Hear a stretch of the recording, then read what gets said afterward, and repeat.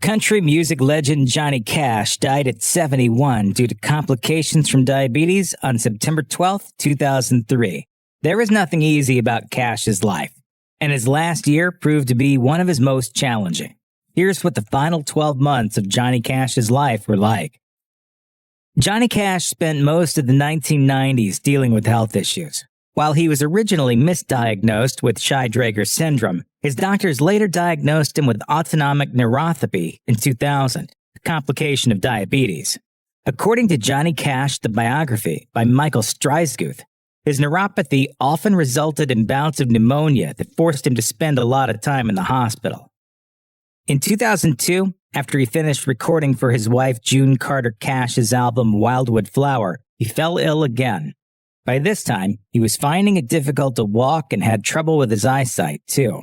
He was taken to the hospital for what seemed to be an allergic reaction. Legendary country star Merle Haggard, who was a close friend, told Rolling Stone, "We knew he'd been sick, and we thought he was going to die so many times over the last couple years. If you want to get really serious, he'd been near death for decades."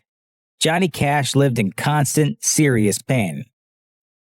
Although Johnny Cash was in severe pain in the last year of his life and struggled to get things done, he remained stoic and kept his pain to himself, preferring to distract himself with work. As Haggard explained to Rolling Stone, "On a scale of 1 to 10, it was somewhere around an 8 for the last 8 years of his life." Haggard added that Cash didn't take care of himself and didn't eat well for a while, which made his bones brittle. Cash ended up breaking his jaw during dental surgery and never quite recovered from it. He lived as an example of a man in pain, going from one stage of bad health to another, but he held his head up the whole way. All Cash wished to do was work on his next album, even as his health issues grew increasingly worse. Music producer Rick Rubin said that Cash somehow could still record and keep his spirits high.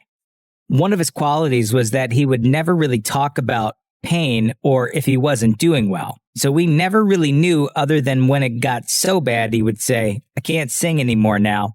I have to lay down for a little while." In his final months, Johnny Cash was committed to music and didn't wish to stop producing albums and singing live. He was very active in the industry and worked tirelessly on his last album, American 4, The Man Comes Around. In fact, Cash recorded about 60 songs in his last 4 months. The recording process was not easy, as Cash struggled with complications from neuropathy. Though he never complained about how his illnesses were ravaging his body, Vanity Fair reported that he worried about how it was affecting his signature baritone voice, which now quavered. Still, Cash told NME that he was determined to keep making music no matter what. "Sometimes I came to the studio and I couldn't sing. I came in with no voice when I could have stayed home and pouted in my room and cried at my beer or my milk, but I didn't let that happen. We put more blood, sweat, and tears and love into this one than anything we've ever done. It reaches out even farther and in more directions than the others did." Widely regarded as one of his most heart-wrenching covers, Cash's version of the Nine Inch Nails song Hurt was released in 2003. According to Dave Urbanski's book, The Man Comes Around, The Spiritual Journey of Johnny Cash, filmmaker Mark Romanek told the author, quote, "I begged Rick Rubin to let me shoot something to that track." Romanek flew to Nashville and was inspired by the Cash Museum.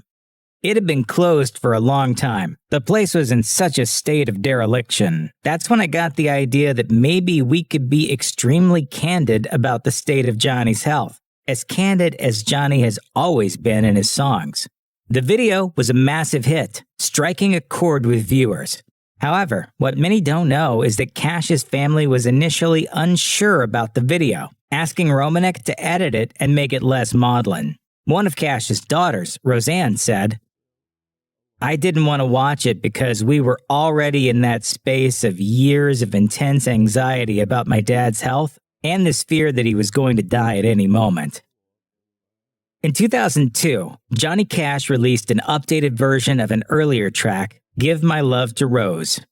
The song was originally produced in 1957 for Sun Records, and Cash chose to revisit it many times in his career. In an interview with Rolling Stone, Cash's daughter Roseanne said, My father, when he would call my mother from the road, he would say, "Give my love to Roseanne." So I think that's probably where it came from. I never asked him outright. In 2003, the song earned Cash a Grammy win for Best Male Country Vocal Performance. It was the last he would win during his lifetime, but he went on to win 2 more posthumously, bringing his total number of Grammy wins to 13 so far.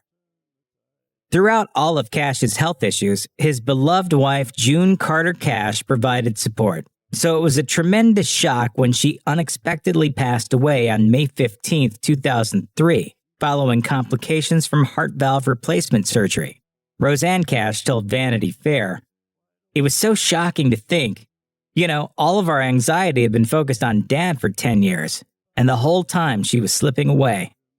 Rick Rubin told Vanity Fair, "I spoke to Johnny maybe a half hour or an hour after she passed away, and he sounded by far the worst I'd ever heard him. He sounded terrible.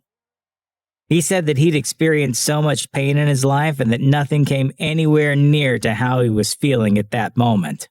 Everyone feared for Johnny after June's passing, as they worried he wouldn't be able to go on without her. It was a fear that he himself shared. Rubin told Vanity Fair that Cash threw himself into his work.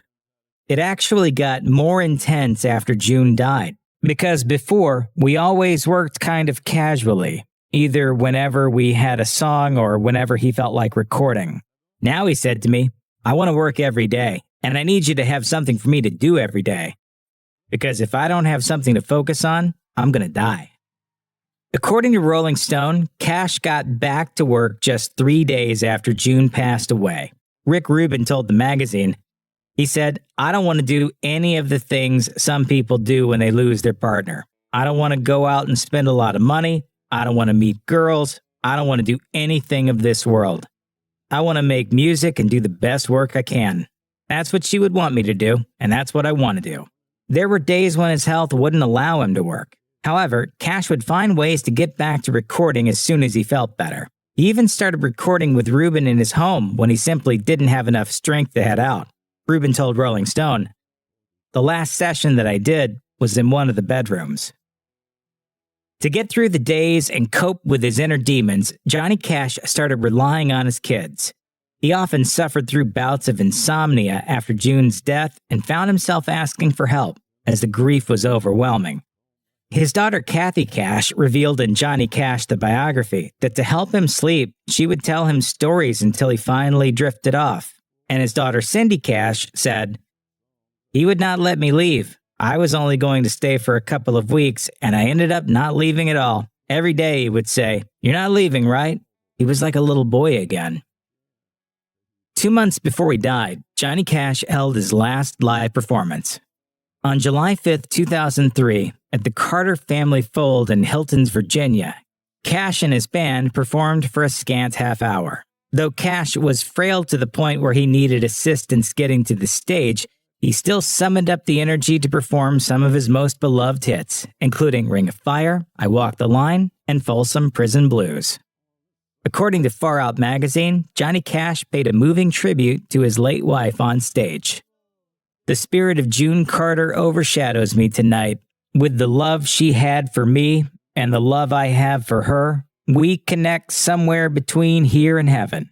She came down for a short visit tonight, I guess, from heaven, to visit with me tonight and give me courage and inspiration, like she always has." The Man in Black made history at MTV's Video Music Awards with 6 nominations in August 2003. He won an award for his take on Hurt, but couldn't make it to the ceremony. As per Entertainment Weekly, the singer was in the hospital where he had been taken to treat pancreatitis. It took him 2 full weeks to recover and get back home. When he returned, he issued a statement that read in part, "I'm excited about my video Hurt winning the MTV Cinematography Award. The making of the video was a great experience for me." Cash was edged out for the Best Pop Video Award by Justin Timberlake for Cry Me a River. In his acceptance speech, Timberlake said, "This is a travesty. I demand a recount. My grandfather raised me on Johnny Cash. I'm from Tennessee, and I think he deserves this more than any of us here tonight. Cash's manager, Lou Robin, told E! Online that Cash appreciated the sentiment. He got a big kick out of what Justin said. He was very appreciative. Right up to the end, Cash was always himself. Honest, forthright, and unapologetic. In his final interview with MTV's Kurt Loder, Cash encouraged people to be themselves and listen to their own conscience, regardless of what anyone else says.